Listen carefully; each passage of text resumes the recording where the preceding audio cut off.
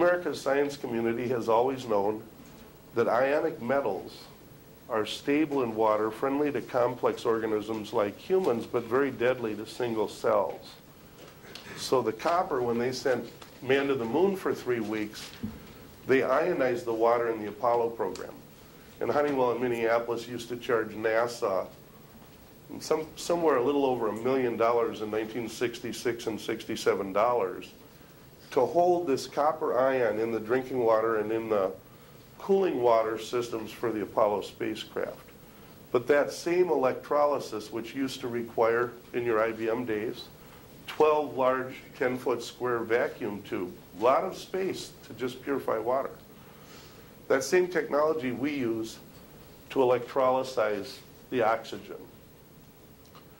The oxygen is critical because without an oxidizer, the simple killing of bacteria or the simple killing of algae or the simple control of bacteria in the plumbing line of your house doesn't get at many other issues with the water. And on the pool, the obvious ones are the suntan oil and the tanning block. And on the well water, oxygen has long been the standard for sulfur, manganese, and iron, which are the very nightmare-oriented contaminants in the water. But the oxygen that we get takes water which is HOH in its structure, not H2O, and we split off OH, and the byproduct, or the half-life, is an incredible amount of oxygen on just 6 watts DC, less than a clock radio. And that's really something that, 17 years ago when we started, that 6 watts DC didn't seem to be that relevant. But now, there isn't anything remotely close to what we do that wouldn't use, 120 watts, 10 times the power at least, maybe 20. The rage in the swimming pool industry the last 7 or 8 years, because I heard a couple of our local pool guys talking, is salt to chlorine generators. They look a lot like us. They take salt and they make chlorine gas with their oxygen group. And they use very high amperage. And probably 2/3 of the swimming pools now, when they're built, will get a device because nobody likes to handle the chemicals. But EcoSmarte is probably, while we're the largest of the non-salt, non-chlorine, we're still a relatively small manufacturer. The other products that we're going to talk about today, like the glass filter media, that particular product has a nice tie to New York State because my lead processing facility to make up a swimming pool filter media is based in Richfield Springs, New York, which isn't that far from here. We ship the waste glass from the city of Manhattan or Binghamton all over the world, and it's put in swimming pool filters, and they work better than conventional filter medias. This is an absolute sustainable change the way we do things in the world product. The glass filter media is not high-tech, but it's interesting that in America, the only civilized place on earth where glass is recycled and we don't separate the colors, there's been no use for it. One of the great dirty secrets is that when we recycle glass, that's really not the right term. There's no recycling, it piles. The good state legislatures have said, if you pick it up in a recycle stream, you're not going to be able to put it in a landfill. Well, I don't know if it was 15 or 20 years ago, basically Waste Management BFI began controlling all of the landfills, and so when people in Minneapolis have waste glass, we truck it to North Dakota at $6 a ton, and they throw it in a landfill. Literally, in California, they truck it to Utah, they bury it in a landfill. Because California and Minnesota, they say, well, you can't pick the glass up on a recycle stream and then put it underground. So there's a certain misleading nature to this idea of having recycled. But I find it interesting that in Oslo, Norway, Sweden, Amman, Jordan, we have big distributors similar to Bob and Bob that are stocking the New York waste glass. And someday we'll bag it locally to get away from container freight. But that product is 5 or 6 years old, and literally developed from an independent distributor, an organic kind of guy that knew the problem with commodity waste glass. The only place glass is used is when public highways are built. They're required to use some infinitesimal percentage in their paver base. And if your container company is told you have to use American recycled glass to make a container, you move out of that state. So there isn't any recycled glass going into containers to speak of. This product group works with targeted filtration. So in the swimming pool, we have one group of filters. In the well water, we have another group of filters. And in the city water, like Bob would have in his house, we have a simple single filter. EcoSmarte has, through its customers, swimming pool owners tend to own factories, injection molding plants, other water applications. So on our agenda today, we talked about specific commercial applications we've been doing for many years with some success. And having said that, we have no idea how to sell them. We can control bacteria in rainwater. We're one of the few people that insists on, treating storm water and gray water and believing there's no reason we should allow a building to be built without that going in there. Saving or reusing the water is, in essence, the glass pack. There's a banner up there with some of the applications. And the EcoSmarte product. Regardless of your politics, the discharge of water should and needs to be regulated, but most importantly, the amount of water used needs to be addressed. And we know, for example, on a golf course with hard water, that we can save probably 10 to 15% of the water, the electricity to pump that water, and get better results with less water used. This is true on golf courses, people that do tomato buds, people that do specialty annual flowers, because in all of the product group, the water actually gets wetter, literally. I used to think that was like hocus pocus, wetter water.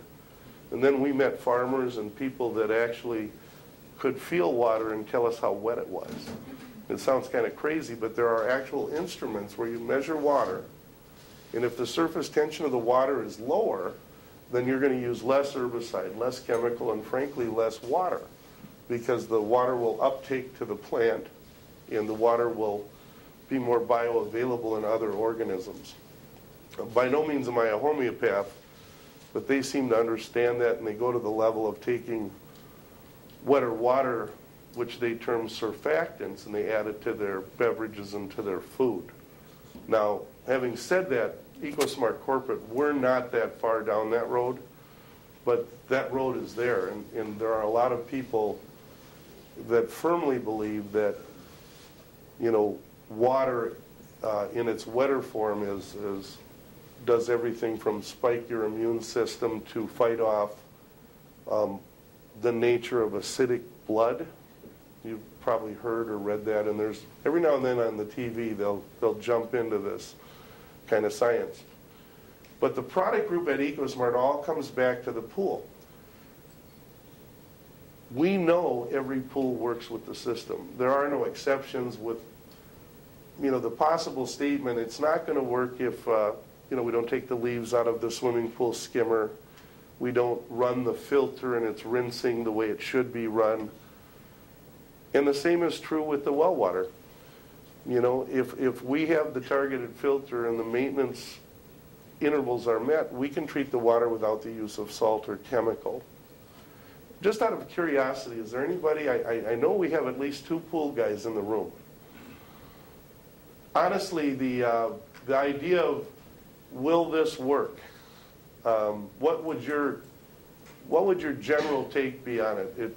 You've seen the copper silver ionizer before? I've done a little indulging into it, yeah. The oxidation system, the whole 9 yards. But my question is, and I said this to Mark, we know that we have to winterize pools in the Northeast regardless, and that takes chemicals. When we open a pool, we have to use some type of algicide to get it started, shock,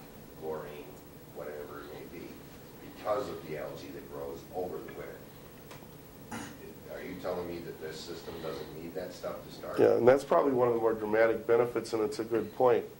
When we close a pool in Minnesota, or you do in New York, all we're doing is raising our copper residual a little higher than our normal operating. And if we close that pool in September and October, as long as we get it open by June 1st, the copper ion is incredibly stable. It's not like chlorine. Like chlorine will leave the swimming pool in July or November, and that's why they use the term winter algicides. They're designed to stay in the water longer. But a properly covered pool is going to open crystal clear, and we're in North America somewhere around 20,000 pools. And in Minneapolis, there's 10,000 pools in our city, which isn't very many. And I'm guessing 1,400 of them run our system. So we're most experienced with vinyl pools that close in the winter. But the copper is stable versus chlorine. When sunlight or time passes, the chlorine goes inactive. The copper stays in the water and will hold the water to clear. And we're big proponents of solid covers, because solid mesh, or even the old-fashioned water bag, because if you keep all the things from blowing in the pool, it should open crystal clear. Having said that, we probably hit a factor of 80 to 90%. One of the reasons these two gentlemen own a distributorship is they both coincidentally had no troubles running their pool. Well, they had good equipment, good housekeeping habits. You know, it's unusual that two people with very little technical orientation to swimming pool will put our system in and run seamless right away.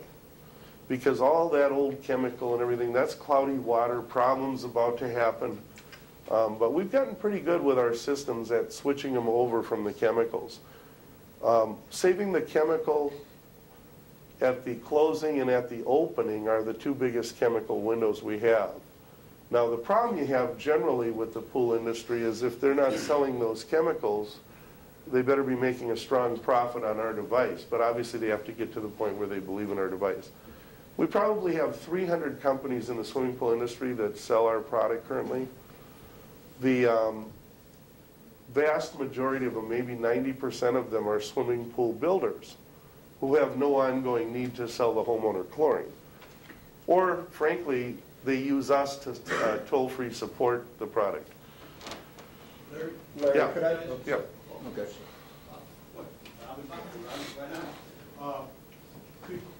Because that display in front of you, Okay. as a novice as I am, to me is very daunting.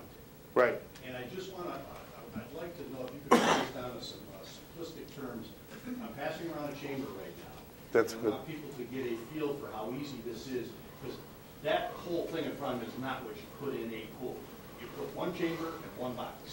If you could just Right. simplify the one chamber and box system. Well, the unit that Bob Smithgall put in his pool first, before suggesting that Mr. Watts needed to keep up with the Smithgalls, was this unit. Yeah, was this unit. It's got two switches. One of them is for oxygen and one is for copper.